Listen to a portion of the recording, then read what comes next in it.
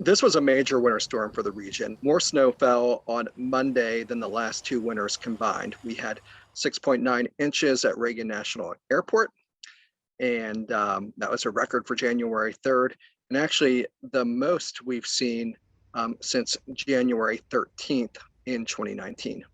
This storm was exceptional for the intensity of the snowfall, falling at 2 inches an hour, 3 inches an hour in some areas.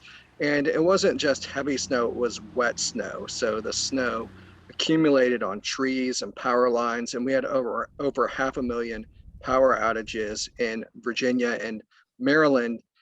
In addition to that, the snow was falling while temperatures were dropping. So we started off with rain that caused the roads to become wet. And then in a matter of just 20 or 30 minutes, the precipitation changed to snow and then heavy snowfall, and it immediately began to stick to the roads, and the roads froze. So you had this layer of ice and then the snow falling on top of it. So roads just became very hazardous very quickly. And that's what led to the standstill on Interstate 95, the stranded motorists there for over 12 hours in some cases. In terms of preparation, you can put salt and sand down, but if it's snowing at 2 or 3 inches an hour, that does basically no good because the snow is falling so fast. So I think area crews did their best, but this was just an extreme situation given how fast the snow was falling.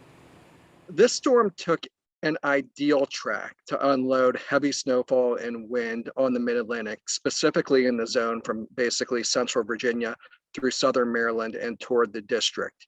It tracked from the southeast towards the coast of North Carolina, and it drew moisture from both the Gulf of Mexico and the Atlantic, and it tossed that moisture over top of cold air coming in from the north. And you had the combination of all that moisture and the cold air and the falling temperatures, and you just had excessive snowfall rates, which really had those severe impacts across the region. I mean, we saw snowfall amounts up to 12 to 16 inches south of Washington in the area around Fredericksburg and in parts of southern Maryland. And that is just an incredible amount of snow, which fell in just 6 to 12 hours. We are looking at the potential for more snowfall Thursday night. It's still coming into focus how much we're likely to see this time. Rather than the heaviest amounts being south of Washington, we might see the heaviest amounts in the more typical areas north and northwest of the city, which will be slightly colder. But there's a potential for several inches in parts of the region. It won't be as big a storm as what we saw on Monday, but still the potential to be disruptive yet again